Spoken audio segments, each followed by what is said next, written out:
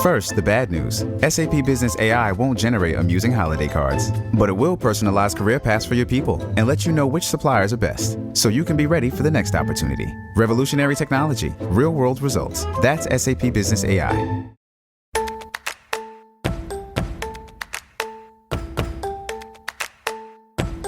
I'm Yasmin Gagne. I'm Josh Christensen. And this is Most Innovative Companies. On today's episode, Allie Carieri on the anatomy of an Oscars campaign. It's a really intimate way, I think, to see how these relationships work and how the directors work and how the performers work.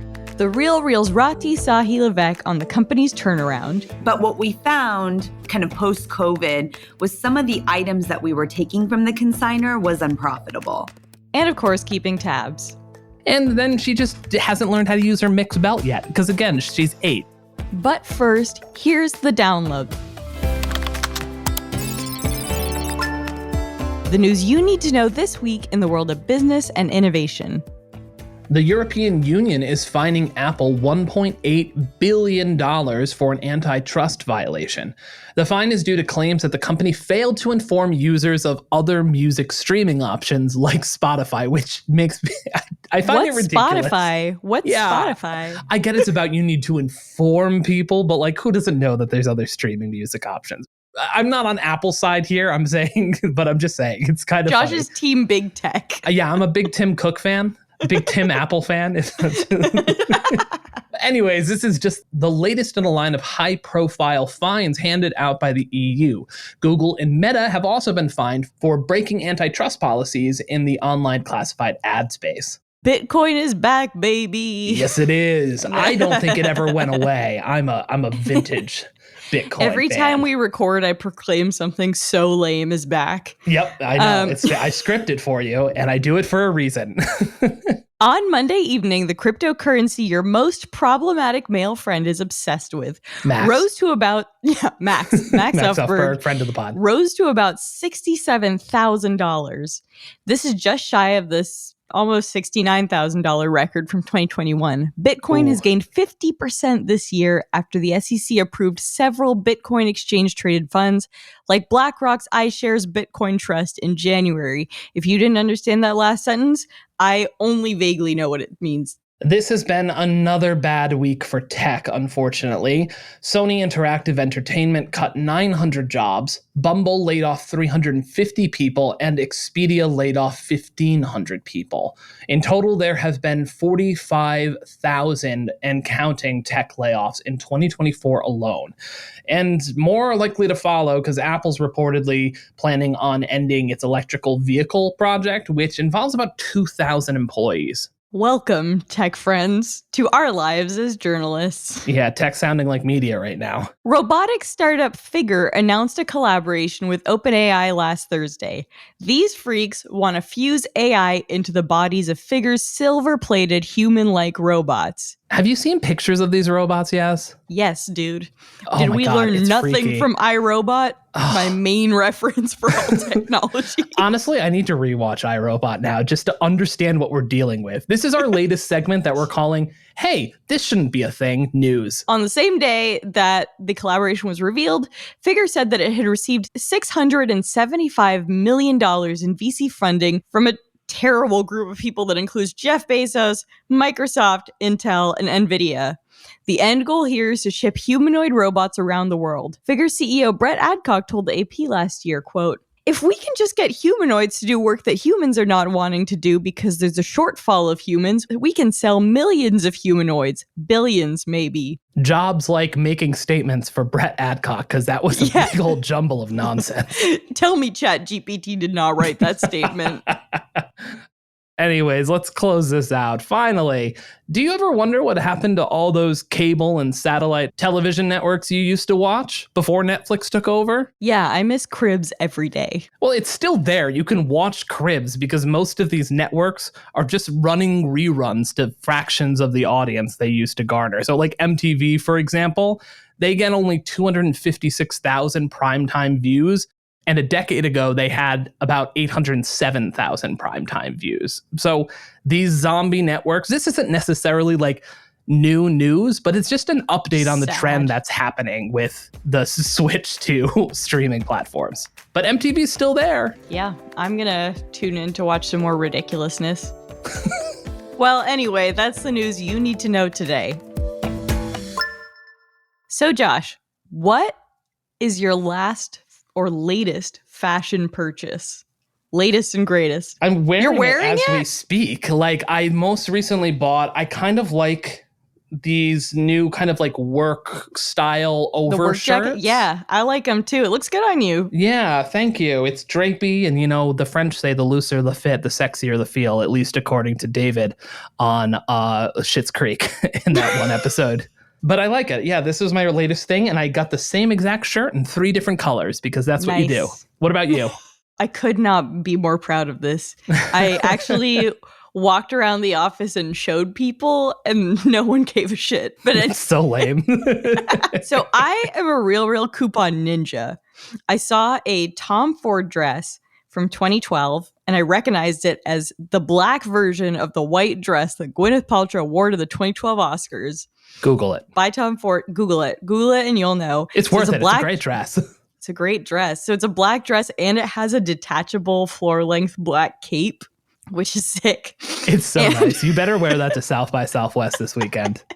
Anyway, it was listed on the RealReal for like $495, and through some store credit that I got by selling random shit, plus like some coupon chicanery that I did, I got it for $30, and I could not be more proud of That's this. a great use of the word chicanery. I mean, some coupon chicanery. that's a great purchase, though. It's a great purchase. I am very proud of it. I don't know when I'm going to wear it. I think hopefully if I have I was thinking if I have an ex who gets married and I go to his wedding, I could wear like the black dress and black cape. Nice. Like Knowing your track record, you're not going to get invited to those weddings. I'm never getting invited to an ex-boyfriend's wedding. Are you kidding me? That's okay. Consider it though, Sam, Alex. That's terrific. The great thing about the story I just told is it actually brings together the 2 topics we are talking about on this podcast. Later on, we have an interview with the president of TheRealReal about the company's turnaround plans. But first, here we have Allie Carieri. She's an account director at Civic Entertainment Group, which is a company that puts together entertainment campaigns. And she explained to us how Oscar campaigns actually work. So, Allie, we hear about Oscar campaigns all the time. Like it's award season right now. You see people on the red carpet. Bradley Cooper is out there explaining that he wasn't sure if he loved his daughter or not in a weird bid to win an Oscar, possibly. But what actually is an Oscar campaign? Like, what does it involve in broad terms? What we're seeing right now, this is a sliver of what an Oscars campaign is. Oscars campaigns start well before the film even comes out. It's a big cross stream of press, strategy, marketing, publicists trying to create a narrative around a film, starting with when does the film come out? What festivals are we sending the film to? How are we positioning the film based on when it's being released, or how we're cutting the trailer, or who's involved, and how we're positioning different names on the posters. So it's a process that really starts very early on. You hear Oscar buzz is a term that gets thrown out a lot. Oscar buzz is often happening before the film comes out. So there's really 4 things that are happening simultaneously. There's the campaign for the film being released. That's getting people to the theaters, getting people on streaming. How are you getting people to come see your movie? There is the wider award season campaign. So that's the Golden Globes. It's the Critics' Choice Awards. You've got the guild campaigns. So you're going for these really, really, really niche specific tracks. You're talking cinematographers, you're talking to directors, you're talking to costume designers. Then you have the Academy Awards, which is kind of the culmination of all of these different campaigns that people are running, teeing up to this one night where you can try to predict, you can do your best, but it comes down to a voting body of very diverse individuals. I mean, just to talk about the Oscars, for example, because I think a lot of people don't even know how they're decided. Like, who are members of the Academy?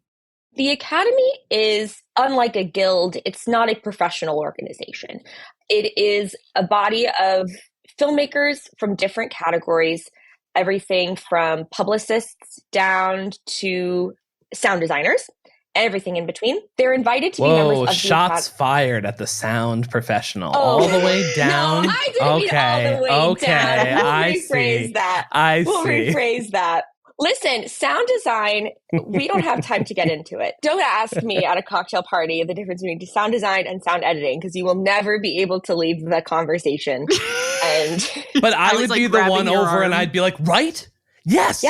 Right. And, now it's one award at the Academy Awards. And why is that? It's two different things. Sorry, we've got the cat.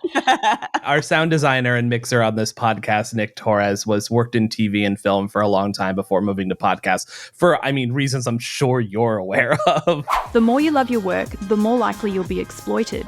He's going to be listening and mixing this. And this is yes, we're going to boost up Allie's signal now and really carve it out.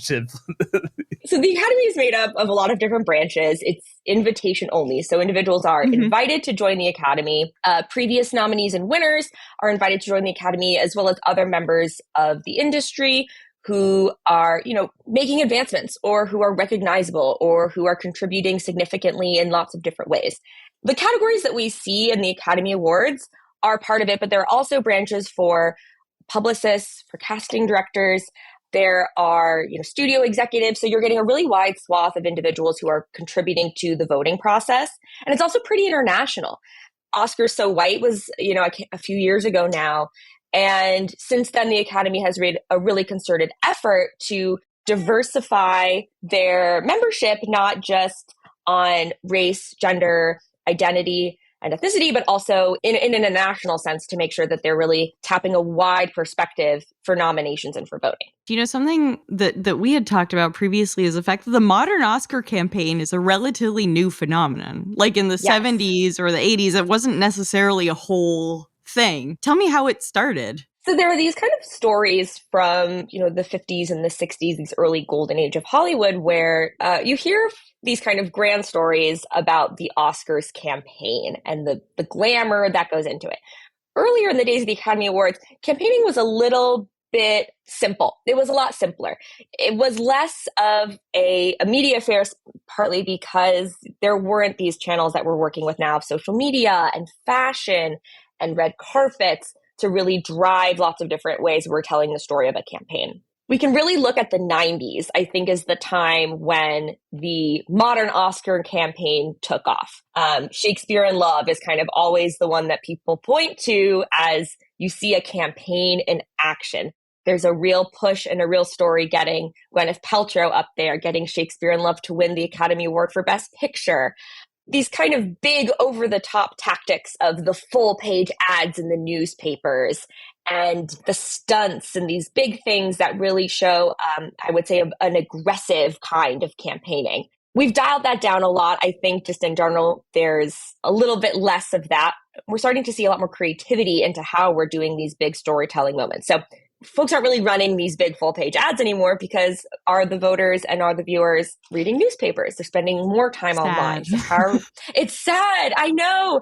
It always makes me think of Melissa Leo and The Fighter. This is another one that's kind of Oscar campaign lore. She just bought these huge full-page ads. And that's awesome. It's her for The Fighter for Best Supporting Actress. She's in a gown, and it just says, "Consider." That's the ad. She bought it and paid for it herself. It's Melissa Leo in formal wear, and it says "Consider." And she won.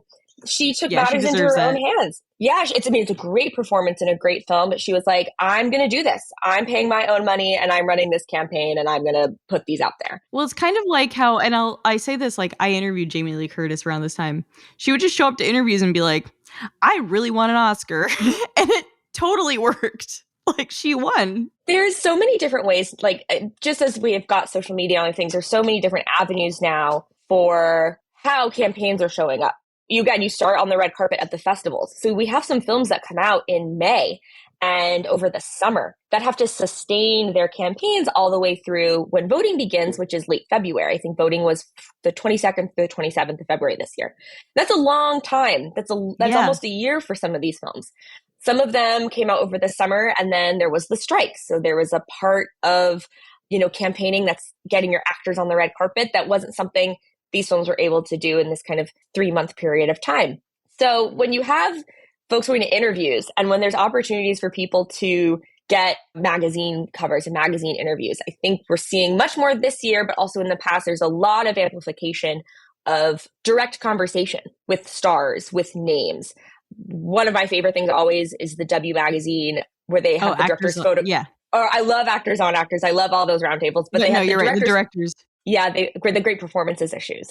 And it's a really intimate way, I think, to see how these relationships work and how the directors work and how the performers work. Amplified, I think, again, it's amplified by social media. It's amplified by these interviews and these sound bites that we're seeing you mentioned Bradley Cooper. We're starting to see all these things come across on social. Stepping away from these huge full page ads and these big, big, big things, we're starting to see how can we connect one-on-one with the story of the film, with the story of the performers, with the story of the campaign. That's another big one that we can talk about. What do you mean by that? What is the story of the campaign? I'm thinking a lot about, last year there were it was Jamie Lee Curtis and Brendan Fraser and Kiki Kwan about these investments in their careers. These are people who have been in the industry for years, who have bodies of work, or who maybe haven't worked as much as they should, and being recognized not just for their performance in this film, but their contribution to entertainment, to Hollywood, to cinema on a much broader scale. Mm-hmm. And so that's taking this one specific thing. We're working towards getting an Academy Award for Best Supporting Actor and turning it into a larger conversation, a larger story about this individual and their journey through award season. Fashion has also played, I think, such a really interesting conversation point in this, of the red carpet journey of some stars, what their outfits are telling, who are they wearing, how are they telling story through who they're wearing and what they're wearing and to what ceremony. Give me an example of a star who's managed that really well. Oh my gosh. I'm trying to think of someone not from this year because I have a person from this year. Yeah, well, Margot Robbie, I think, has done a great job, but I feel like you can't talk about that. Yeah, Margot Robbie has, I think, a smart strategic move of reinforcing the Barbie story, having Barbie wear Barbie outfits, recreations of Barbie dresses. I know everyone is speculating which Barbie will she be at the Oscars red carpet. Yeah. You're seeing Lily Gladstone wearing Indigenous designers on the red carpet in her clothing and in her accessories. Yeah, Bradley Cooper definitely tried to come out in a full tuxedo, and they were like, "Brad, it's too much. You've gone too far." I'm loving what Coleman Domingo has been wearing on the red carpet. Every single appearance, I'm floored. It's like I love to see it. I love it. I still haven't seen his movie, Rustin. Have you, Josh? I have not seen Rustin. I did see him in the musical remake or the movie version of the musical The Color Purple, which he was terrific in. It didn't translate super well to a movie, but the performances were great. I love Coleman Domingo. I've seen everything he's done. My wife runs a theater company as well, where they did a workshop reading of one of his plays that he wrote. That was a terrific play. So my wife's met Coleman Domingo on a number of occasions and is friendly with him. But yeah, he's wonderful. And this was just before he really blew up, and he is everywhere now. These days, so I go to screenings when I can, and these days I notice that the screenings are full of TikTokers. Like, there'll be TikTokers near the snacks, or they'll be like talking about the movie right after they see it. Like, how do they fit into all this? Talking about the rise of TikTok and influencers, I think it parallels really well to the overall rise of them across different channels, not just in entertainment, but their influence in restaurants and in sports. Fashion, I don't know, fashion, all these other things. Back in early days of TMZ, early days of MTV, it was a shock to see some of those figures on the red carpets and lifestyle magazines and not typical entertainment. That's interesting. Yeah. So I think, it's probably why is TMZ on the red carpet? It's like, why is Perez Hilton on the red carpet? And it's a sign that these strategists and the consultants and the agencies and the publicists who work on these campaigns, because there's a lot of different people. It's the studio, but they bring on strategists and consultants and agencies. And so there's a bunch of teams. Some focus on very specific things. Some focus on, we are focusing on the composers and the music. And some have a much broader overall look at how the campaign is shaping out and how things are being actualized and executed. So on a strategic front, seeing, all right, well, there's a direct conversation that TikTokers and influencers have with their viewers. And how do we get that immediate one-to-one communication out there so that we're taking advantage of this channel. And I don't think it's a replacement for traditional journalism. And I don't think you can compare it to traditional journalism. Good. They're very, very different things. They're totally different. Like, I don't know. Put us out of our misery. Just I think the news media's had a good run. All the more important to have you all on the red carpet, I gotta say. But there's this precedent for it of, adapting to getting what is the new ways of communication, what are the new ways of telling a story, the new channels for telling a story. Mommy bloggers weren't taken seriously. And now mommy bloggers rule the world. Yeah. Wait, do they? Oh, no. Inside you must joke. Have very different Twitter feeds. You're probably not seeing the ladies who make bread. My TikTok feed is full of trad mom wives. Influencers, trad wives. Josh loves trad wives. You heard it here. What? I don't know completely what that even means. It's like the Mormon housewives, traditional wives. Trad. Oh, no. Yeah, I know exactly what you're talking about now. Yeah, I do see a lot of that. And I was also at I was at Titanic the other night, which for listeners, if you don't know, is an off-Broadway play that's very successful. I'm just going deep into like theater nerddom. Do it. Off-Broadway play. It's a spoof of Titanic that's narrated narrated by fake Celine Dion. And there's this one section it's really funny. You should absolutely see it. We have to go. It's so good. It's one of my favorite things I've seen this year, honestly. I'll go see it. It's so good. I would see it again. Absolutely.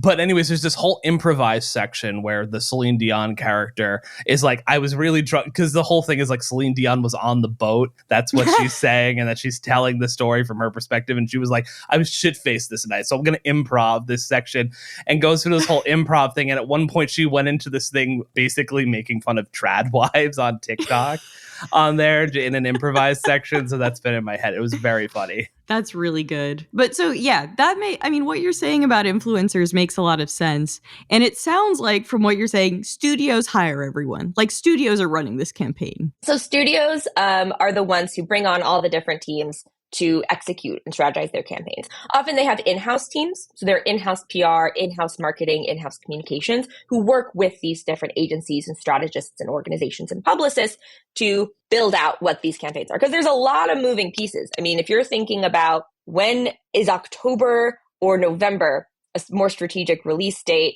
and then thinking, well, we've got the PGA awards in these coming weeks, but we also need to think about this dinner we're doing for the Cinematography Guild. Like, there's a lot of different things that are happening. Yeah. And again, that taps into like super, super niche, going all the way to getting butts in seats. This is maybe a dumb question, but I have to ask it. No such thing. Well, let's wait till we hear the question first. What does winning Oscars get studios? I'm thinking about like an A24, which I was recently reading that Bloomberg piece about them, and how it's won a ton of awards, but also just like really needs to make money. Like, what does winning an Oscar get you beyond prestige? Yeah, I think that's a really interesting question. And I'm not entirely sure it's been quantified yet. It's certainly prestigious. And there are a lot of pros and cons that come with winning an Academy Award. I think there's this kind of curse and lore of like young actors or actresses who win Academy Awards very early on in their career. And how does that put them on a different trajectory, whether for success or for not success, depending on when. Listen, Adrian Brody won that Oscar and then immediately tried to smoke weed live on SNL. Yeah. Didn't work. He wasn't invited back. Well, then there's sorts of like, people who win Oscars and they don't work for a really long time, or they have kind of failed project after failed project. I don't necessarily know if there's a one-to-one with, studio winning an award and having increased revenue or box office numbers overall. I think there is a trend that we can see of actors or performers or directors or artists who are on the rise, getting recognition that helps them in their career. If you're labeled as Academy Award winner, Yasmin, that's a pretty good thing to have, I think, on your resume. I can't say if it makes you more money. I can't say how it helps with your box office sales, but it definitely is prestigious. Josh, do we think if I got an Academy Award, they'd promote me at work? It depends on what your article output is that year. There you go. That's the one-to-one. Yeah. Yeah, there we go. That's basically how it works. Now, I want to talk about, there are some movies that we all talk about, and I think it's fine to say this, answer this how you will, but like, look, Crash won an Academy Award. We can all agree. I don't know if you can, Allie, on air, but like Crash is an insane movie to win an Academy Award. I did watch it when I was like 9 when it came out, and I was like, oh yeah, me too. This movie solved racism. That's crazy. Then I watched it again. I have not seen it since the first time I watched it, which was when it came out. It was like, we probably got it at Blockbuster or something. With, like the whole family sat and watched Crash. And the definition of like an Oscar movie, I think, has really changed in the last, I don't know, maybe 10 years. A lot of it, I think, is now, there are 10 Best Picture nominees instead of 5. So really opens up the window. And that's how you can see some, these smaller studio, more independent films going up toe to toe with blockbusters. And also letting in films that are maybe more technically ambitious or more spectacle versus some that are kind of these quiet, traditional Oscar performances. Mm-hmm. I love award season. Like I thought you were about to say I love Crash, and I was like, I'm coming out as a truther. My opinion about Crash is neither here nor there. But I do love award season, and I get to be involved with it through my job, but I also get to do it on, my other things that I do outside of my day-to-day job. I get to do a lot of things around award season, which is, it's very fun. And I genuinely like tracking everything and seeing what's going to happen. The best part about it is like people can predict, pundits can make their guesses, folks can say what they think are going to win. But at the end of the day, it's a surprise, and there are always surprises, and we never know. One kind of quirk about how the Academy Awards work is that branches will nominate for their own branch. So the sound designers are nominating for sound. The editors nominate for editors. Everyone can vote. So editors are voting for actors, and actors are voting on cinematography. That's so funny because, like, in what world do, like, Best Supporting Actors know anything about sound editing? One would hope that some of them do. Some of them do. I don't know. The way Nicole Kidman whispers into a microphone, I don't think she does. I don't know if she's won an award for Best Supporting Actor, but she's definitely around there. Her sound designers then know how to mix that sound really well then. So she probably knows. Not on Big Little Lies, they don't. It's like, it is interesting. And so I think that's one of those things, like, you can't predict. And even when I go in being like, this one it's gotta be this. It has to be this. There have been a few times in the past few years where I was shocked. Like, could not have told you that was going to happen. And I think that's because the idea of an Oscars film, of an Oscar bait, has totally 180'd. Biopics are a huge thing. And so I think jury's still out on, does a biopic win you an Oscar, or does it say, well, so-and-so won for playing a musician already, so we can't give this person one for playing a musician. That makes a lot of sense. And it's funny, I do think, now I'm going to ask this, you're going to have to figure out how to answer it. But, I mentioned Bradley Cooper at the beginning of the episode. He, just this week, has managed to give an interview about the fact that he wasn't sure if he loved his daughter that much. And also, a clip resurfaced of him saying he really missed Leonard Bernstein and crying, even though he'd never met Leonard Bernstein. And I guess what I'm asking here is we don't need to talk about him specifically, but is there such a thing as wanting an Oscar too much? You know what I mean? Like, how does I'll that answer affect for your you. campaign? Yes, it's that. It's that. Oh God, he drives me insane. I'm sorry. I'm gonna get dragged on our comments for this. Are you gonna get dragged? Like, I don't know any Bradley Cooper stans. They're out there. They're out there. Yeah. Yeah, my wife may or may not be one of them, and we may or may not have had multiple fights about Bradley Cooper. She's gonna listen to this and be like, "I need to." She doesn't listen to the podcast. I've been seeing that pop up because my we'll talk about this when we get to the game. My Twitter, my X timeline has been out of control with like 3 very specific things lately. But the 4th thing is the Bradley Cooper interviews. If I wanted to win an Oscar personally, I would really want to win an Oscar. Yeah. So everyone who wants to win, I think, really wants to win. I think it's safe to assume that if people want to win an Oscar, they want to win. The Bradley Cooper stuff really is reminding me of Anne Hathaway with Les Mis. Oh, and great point. Really wanted to win for Les Mis, and she was very vocal about it. She was not pretending that she wasn't interested in winning an Oscar, and she was very vocal about it in her interviews, in her appearances. And she got a lot of blowback. She got a lot of pushback. She got a lot of flack. And it turned into that period of time where people didn't like Anne Hathaway. Never me. I've always been Team Anne. I love her. With Bradley Cooper, what I think we're seeing is him and opportunities for people to connect with reporters, with TikTokers, and with, interviewers. It's like a direct interaction then with viewers. So we're not really seeing the sheen and behind. It's not mediated. Yeah, and there are strategies, there are talking points, there are all of these things that go into the campaign. A lot of it, though, he just forgot all of them the minute. Yeah, clearly. He's I don't know. He's the same. I mean, I went to theater school before I went to J school. I know exactly who this person is. He's just this particular AT, like acting track major, who is, it's Jeremy Strong falls into kind of the same standpoint, who's just insufferable. Like, they're just this particular type of like straight white male actor who just it's takes like everyone everything. I had a crush on in college. Oh, sure, yeah, but this isn't about your problematic traits. Yeah, this is about Bradley Cooper's. I'm verging on defamation, I think, at some point with this. I just really don't like Bradley Cooper. I'm sure he loves his daughter, though. Yeah. I'm gonna bail out of this.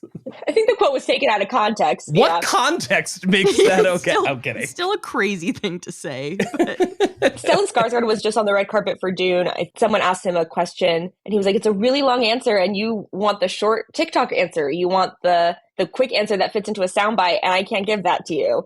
And the woman said, "You can just say no if you don't want to answer." And he went, "No." And that's another thing. It's like, how are you prepping for sound bites? Yeah. And again, in the social media age where it's tweets or posts on X and TikTok videos and snippets on Instagram. How do you narrow down that into like a sound bite? And it's a big thing that needs to be taken into consideration. I love Stellan Skarsgård, though. Ever since New York Magazine I think it's Vulture, did an oral history of Mamma Mia that talked about the fact that Stellan Skarsgård was just a horrible dancer, and every time the camera came on, he'd like forget all the moves. He was just, Vanity Fair just did an interview with him, and he talks about that. He's like, I was hired to be in a musical, and I can't sing and dance, and I really tried my best. They asked him, they were like, would you be in a Mamma Mia 4 or whatever? I guess I think there's 3 of them. Or would you be in a Mamma Mia 3? There are only two. Would you be in a Mamma Mia 3? And he said, I will be there in an urn. You could just tell they all had so much fun making that movie. Like, if I had a time machine, I'd like to stop by. So something that I've noticed is also that ahead of the Oscars, there's just so many events. You'll have like, I don't know, Oppenheimer brunch, but probably not a real event, but come to Oppenheimer brunch. It's like the antithesis of a drag brunch. It's just like basically a funeral. Yeah. There are so many events going on. Or when I went to see Killers of the Flower Moon, they had the costumes on display at the AMC on the Upper West Side. How does that play into everything? So just as people are spending a lot of time online, people are desperate to go out and do things. I think the return to theaters, with Barbie Oppenheimer mania, showed how people are excited not just about movies, but to be around other people who like movies. So events have always been a really, really, really big part of award season. That's going all the way back to the very beginning. And there are brunches and dinners and screenings and panels and Q&As. And that's with talent and directors and stars and also with artisans. And they can be as intimate, again, as a conversation with the costume designer all the way to a screening and a panel. And so you mentioned Killers of the Flower Moon, how they had a costume display in theaters at the AMC.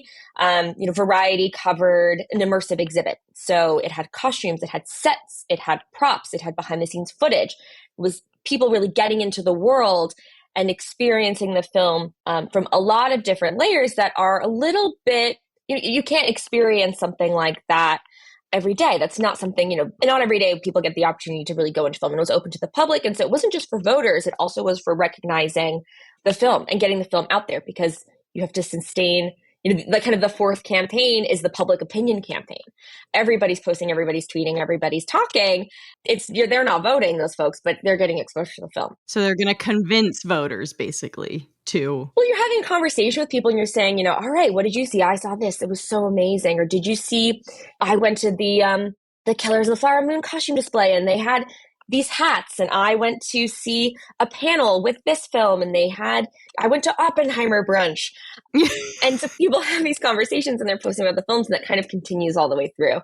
The third thing on my Twitter timeline nonstop is the Willy Wonka experience that happened in Glasgow. My favorite. I mean, I'm obsessed with it. Funny. Like, it just goes to show people want to be places and interact with these titles and get a much closer look. And it's a really, really, really strategic way to get in front of voters in a tactile fashion. So you're showing the costumes to not just the costume designers, but to the other members of the Academy who are voting and may not necessarily know the detail that goes into that, or, all the different pieces or how those things get put together. So costume displays are always a big one. Hollywood Reporter covered, they had a virtual version of that. And it was a similar thing, in-depth look, but all virtual. We're going to take a quick break, followed by my interview with Rati Sahi Levesque, president of TheRealReal, about the company's turnaround plans. First, the bad news. SAP Business AI won't help you generate cubist versions of your family's holiday photos. But it will help you understand which supplier is best to help you roll out your plant-based packaging in Southeast Asia, or identify the training your junior project manager needs to rise up the ranks, and automate repetitive tasks while you focus on big innovations, so you can be ready for the next opportunity. Revolutionary technology, real-world results. That's SAP Business AI.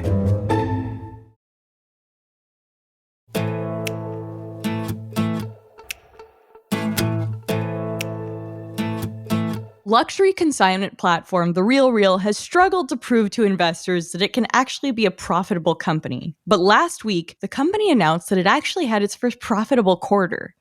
Here, President Rati Sahi Levesque explains how the company turned things around. We started out by talking about how a garment moves through the RealReal system, and basically how the company was losing money at each step of the process. Rati, I think the best way to start all this, maybe for you to take us through the journey of a consignment and talk about the ways in which you were losing money at each step. And then we're going to go back and talk about the changes you've made, over the past 6 months. Yeah, sure. So let's go back. Yeah, zoom out for a second. When a seller consigns their goods and what that looks like, and how we kind of think about that consignment process. We have a few different channels that you can consign with us. You can drop off at a store. You can work with a luxury sales manager and they can come to your house and pick up the goods. You can do a FaceTime and do something virtually. You can put something in a box and send it directly to us. All of the channels work really well for us, and the consignor likes the convenience factor, and it's super sticky, and most consignors consign in more than one way. But what we found kind of post-COVID was some of the items that we were taking from the consignor was unprofitable. So when we looked at the unit economics by item, we looked at it by item and then we looked at it by consignor and by consignment, we found that some of the goods we were losing money on, to be honest with you. And it came down to price point. It came down to category. Sometimes items under a certain price point, let's say $50 when they sold. We do authenticate. We do take possession. We authenticate every item.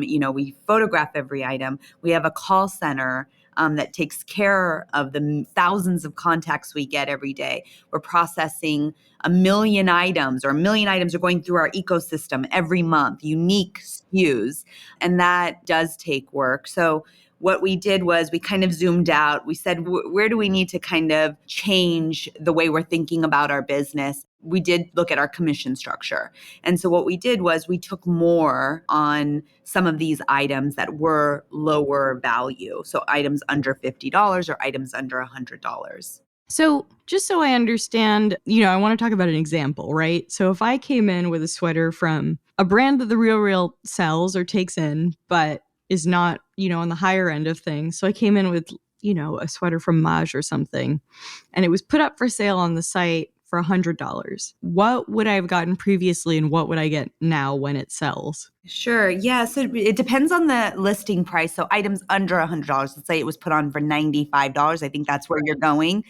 What was there, you would have gotten 30 to 40%, and now you're getting closer to 20% of that item. And what we're finding is, based on all of our awareness and our elasticity of our service, is that consigners are less price sensitive in the items in the lower value in that tier.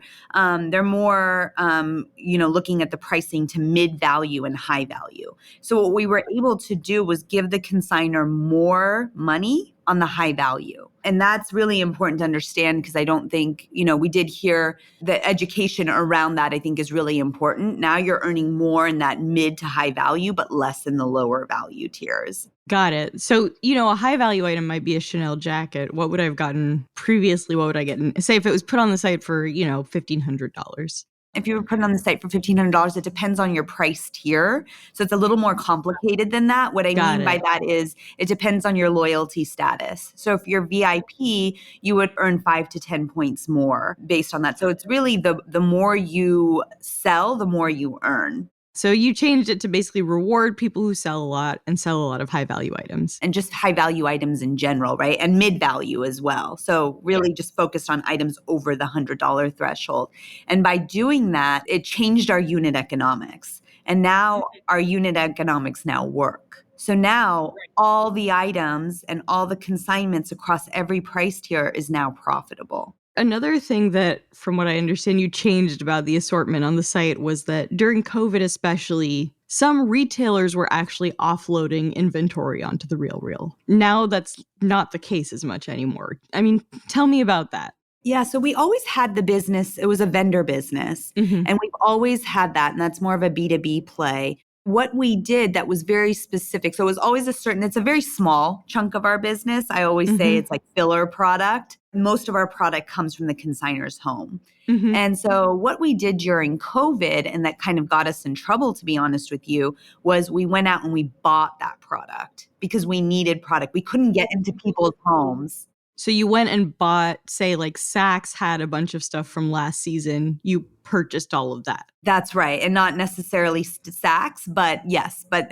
just some sort of retailer or maybe even an aggregator of that product. And we went out and purchased it.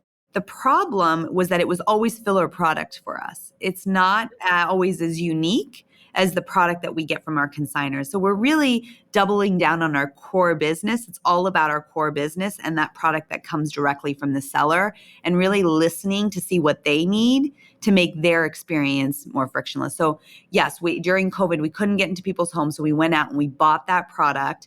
Again, it doesn't sell through as fast. The margins are much lower. We make much less money, and we were losing money on that product. So that goes back to mix. So we changed the commission structure, and then we changed the mix of our product, that being one of them. We got way too deep into kids, which is like, a $20, $30 price point. That doesn't make sense for us. And we refocused the kids category. We took home and art. There's people that do that better than us. We don't need to do that. And things break. It was a big task for our operations. And so we had to kind of come back on that too.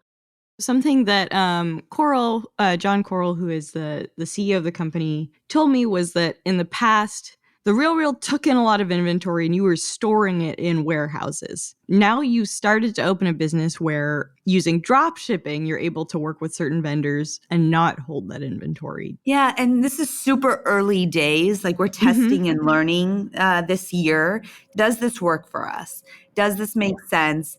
Can we aggregate? When I think of this product, though, I think about opening other channels and opening huge markets around watches, really sticking to our differentiator, which is unique product, not getting back into the B2B vendor play. It more is the aggregator of watches, the aggregators. So it might be like a specialty vintage watch retailer rather than Rolex itself. That's right. A consignment shop, aggregators of product. And can they upload directly, making sure that it looks just like our site? So you as a consumer, you won't be able to notice the difference between where that product is coming from. And then that person will go ahead and send the product directly to the consumer. So that helps us because you don't have all the costs of inbound. But again, it's super early days. We're not baking in very much upside to the plan based on this. This is one of those things that focus on our core business, 70%, 30%. is there something else there? Is there another channel that we need to explore? Is there international? Is there drop ship? Is there data monetization? What can this other 30% look like? Something else that caught my eye in earnings and in talking to Coral is the fact that you all have changed the process by which you photograph, the order in which, you photograph an item and then price it, authenticate it, put it on the site. And it sounds like you're using some AI or machine learning to help there. Yeah, so we're super excited about that. We've been working on that, for many years, but really have made some huge strides over the last, I'd say 18 months, 12 to 18 months. And most of our handbags will be authenticated via AI because we've got 13 years of data. And because we are one of the only resellers that takes possession, we actually have 13 years of hard data and attribution on a pixel level of these handbags. So we're able to really understand, it's something called vision. We're able to see if an item is real or fake based on that. And then it goes through different channels. Does it go through a high-risk authenticator? Is it a low-risk authenticator? Where was this item purchased? What was the origin? Who's the consignor? What's their email? Are they repeat or new? So all of that is based on AI and is really powered. The algorithm is all powered. And really that one unique item, we can tell which direction it needs to go. And the idea is that we are automating most of that upfront work. So right now, think about, many years ago when we first started, you think of an authenticator, they're sitting there, the item's coming through, you're typing the designer, you're typing the condition, you're typing the color, you're typing the measurements, the materials, the sizing, takes, a long time. Pricing, all of that. Now you get an item, you take a picture of it. Most of all of what I just said gets automated based on the picture and one picture of the tag, and it goes straight to put away. Authentication now is more and more automated. We used to have 30% of our inventory is fine jewelry and watches, and we have to authenticate that, right? And you think of a tennis bracelet, and it's got many diamonds on it, and you have to count the melli on each stone. Yeah. That used to take hours, and now it takes seconds based on a new technology that we patent with the University of Arizona. Now we put it through a machine. It tells you right away. There's a lot of hardware that we've created to make our process is much more efficient. And now instead of hiring a GIA or a certified gemologist, which we still need to oversee everything because it's all art and science, now I can hire a technician to process these items much more quickly. Do you ever see yourself selling that kind of technology or patent to other firms? Like, could that be a side business for TheRealReal? That's definitely been a conversation, and we're, always opportunistic with things like that. But I would say not our focus at this time. It's really about kind of empowering us to kind of be the best, at this. And we're so far ahead in so many ways. We always get asked, well, can other people do it? First of all, that's great. It's great for resale, great for the environment. Yeah. There's lots of room for resale, but also the way we can process millions of items, again, unique SKUs and the hardware and software that we've built to be able to process that through our ecosystem. Think about it, like a million items to like another one person and how that gets to them, is no easy feat and kind of took us 13 years to build. The other thing, and I'll say this, I'll speak from personal experience for a second. I resold some stuff, so I had store credit, and then I played an insane coupon game on the RealReal and got a $500 Tom Ford dress for $30. Nice. So, which do not go back into my account and try and figure out how this happened, because I plan on repeating that. But you have changed the way you reward loyal customers or offer them coupons, at least. It seems like the marketing funnel is a little different. It's just a much more personalized approach. We are getting smarter about the ROI, the return on investment for every dollar that we spend in marketing. A lot of this is driven out of, again, our more personalized approach, and especially in the promotional environment. We know more around, when you come to the site, how you come to the site by a few different clicks, if you're intending to buy or not, when we need to give you the promotion, how we need to give it to you, and just kind of more options there, right? Versus like a blanket 20% off to everyone. That's really been a game changer in a lot of ways. But we don't just do it on the buyer side, we do it on the seller side as well.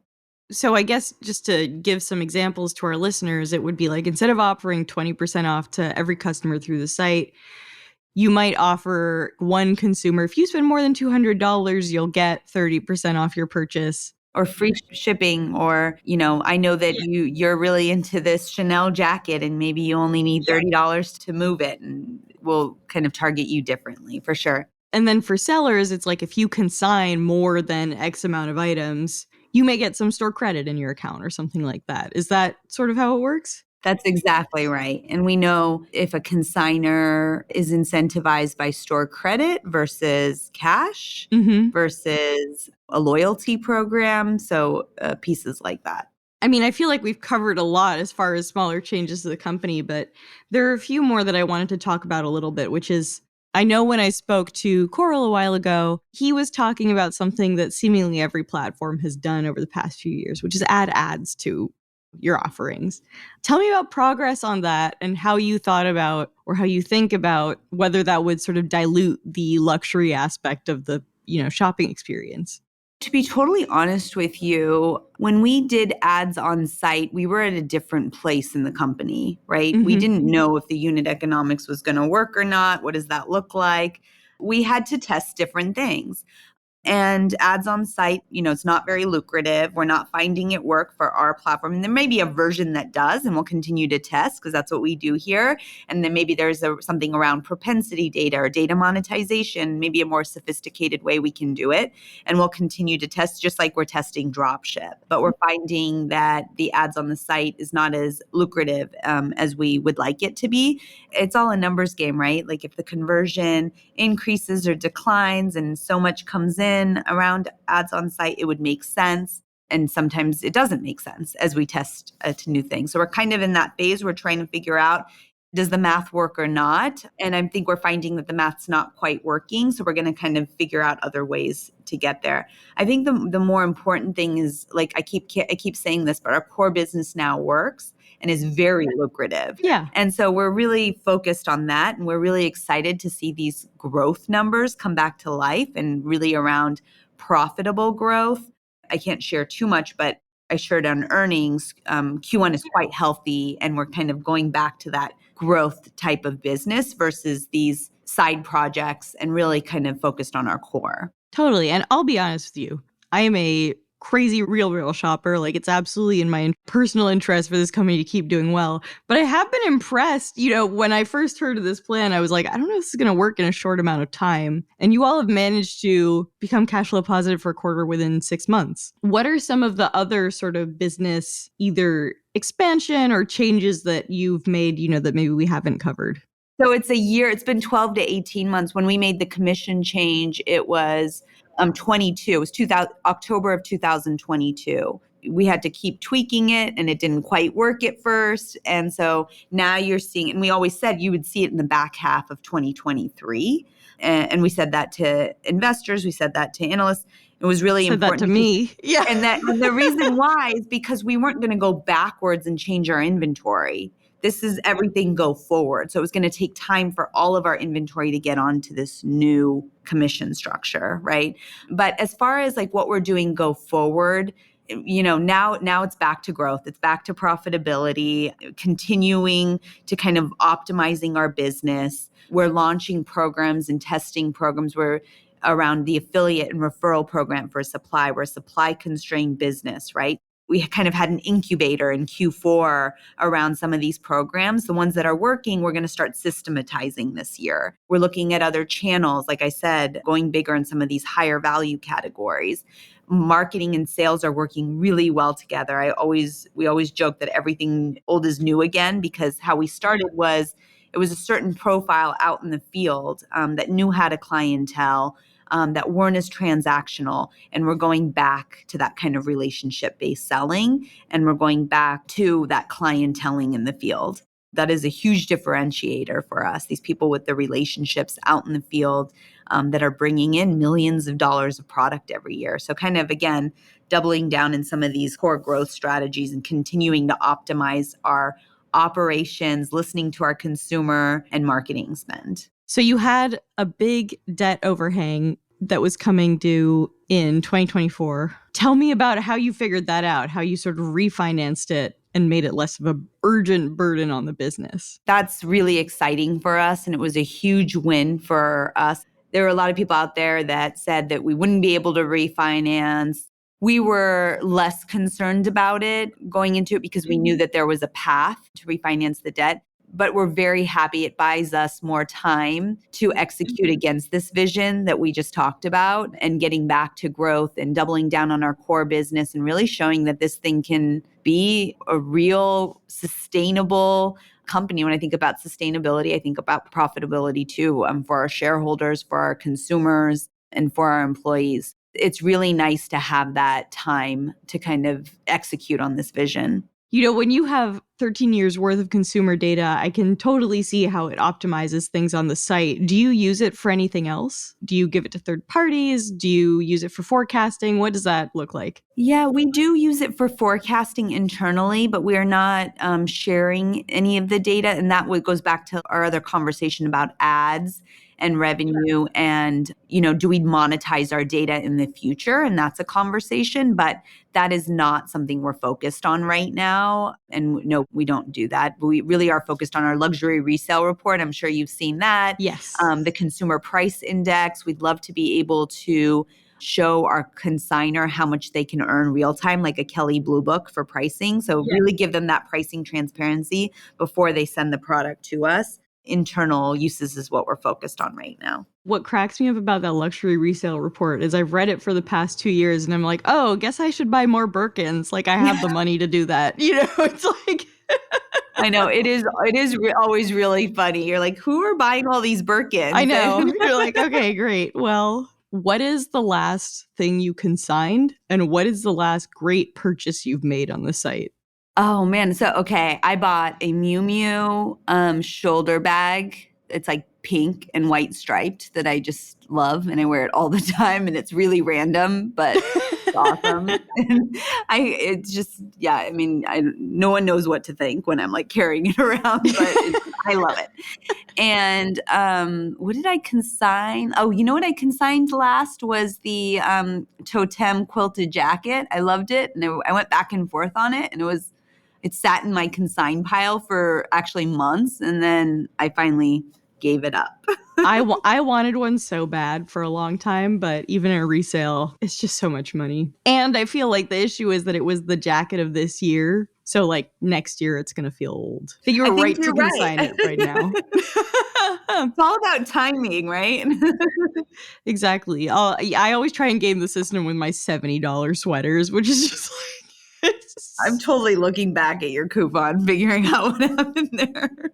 I walked around the office and told a bunch of people who did not give a shit. I was like, guys, do you understand what I did? Anyway. Thanks. Yeah. Yeah. Thank you so much for chatting us through all this. I mean, it's a business that I obviously love. It's cool to be able to talk about a company's turnaround strategy in real time and to see it working. Yeah, I know. I feel like it was a once in a lifetime kind of career moment for sure. And it feels so good to be able to do this for the employees and for the consumer and all of that. So we always talk about you at the office. We're like, is that Yaz on the phone? Who is that? You're just like a part of the team. Thanks, Rati.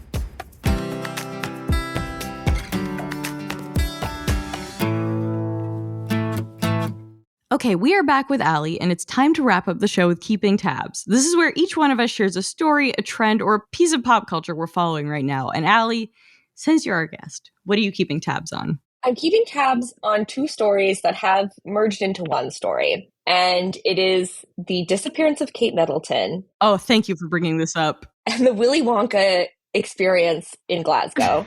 Because I've seen on my timeline, Kate Middleton is working at the Willy Wonka experience in Glasgow. Kate Middleton has not been photographed since Christmas. No one has seen her. There's been kind of ambiguous statements from Kensington Palace about she's recovering from surgery and she's fine and don't worry about it. And naturally, people are suspicious of that because where has she been? She was like out and about 2 days after she had one of her kids. So where could she be? Simultaneously, there was a immersive Willy Wonka experience in Glasgow that had like beautiful renders, and it was all AI. Like, it looked gorgeous, and people bought $45 and bought tickets and showed up, and it was like Target props and like a lady in a wig, and it continues to delight. There's a character called the Unknown who lives in the walls and hides behind mirrors, and he scares children. And I just need to know everything about the Willy Wonka experience. They've interviewed the actor who plays Willy Wonka. The script has leaked. Professionally, I'm fascinated about it because it's one of those things where you're like, oh my gosh, like someone put on this event and it's what is happening here. My brain can't begin to process how this could have happened. So funny. But then it's also like AI, like people looked at this, they saw the poster and the renderings, it's beautiful. All the words are gibberish. It's like Karchi tons and Spassel sweat treats, like complete gibberish. People paid money to go see this. No one knows where Kate Middleton is, so she must be at the Willy Wonka work at the Willy Wonka. She's playing the Unknown, the Willy Wonka Glasgow experience. And now that that's closed, maybe she'll come back. I love that. So, yeah, it's been a wild 48 hours on the internet. I feel like we're not going to be able to come up with any better. But Josh, what are you keeping tabs on? That's a good keeping tabs. Did you see the guy who wore an Apple Vision Pro at his wedding? Yes. That was going to be my keeping tabs. That's so good. It's so good. Apparently, I just read a Mashable article about it. Apparently he didn't wear it during the ceremony, but he popped those on afterwards. But the picture at the top of the article is just terrific. It's just this poor woman looking like she looks so unhappy. She looks so unhappy, and this dude just with like a smile doing the mansplaining hand gesture that I think they just that's the only way I can explain it, with an Apple Vision Pro on, and it just looks so 2024. I think this is one of the images of 2024. Also, it's in Utah, so there's this beautiful mountain range in the back. He's like, I don't want to see it. I want to see the fake version. It's my favorite thing ever. Yaz, what about you? What's your keeping tabs? So I am keeping tabs on an 8-year-old girl who recently sang the national anthem at a Pacers game. And her name is Kinsley Murray. She looked amazing. She sounded... Listen, people are talking about her voice. She's 8 years old. She's and 8. That's a hard song to sing. And a cappella, nonetheless, this is me, former Joshua Christensen, the singer coming out. The relativity between her notes within a phrase was fine. It's going from phrase to phrase. She changed keys, which adults do that who sing the national anthem all the time, like that are like trained professional singers. And then she just hasn't learned how to use her mixed belt yet. Because again, she's 8, but she's going to be a good singer someday. I guarantee it. Listen, and she's a star. You can't learn that kind of charisma. You can't teach that. She's great. I'm big number 1 fan of Kinsley Murray. Big fan of Kinsley Murray. Anyway, that's it for Most Innovative Companies. Allie, thank you so much for joining us. Oh my gosh, thanks for having me. Our show is produced by Oscar winners Avery Miles and Blake Odom, mix and sound design by Oscar nominee Nicholas Torres, and our executive producer is Josh Christensen, People's Choice Awards #1 viewer. Remember again to subscribe, rate, and review, and we'll see you next week.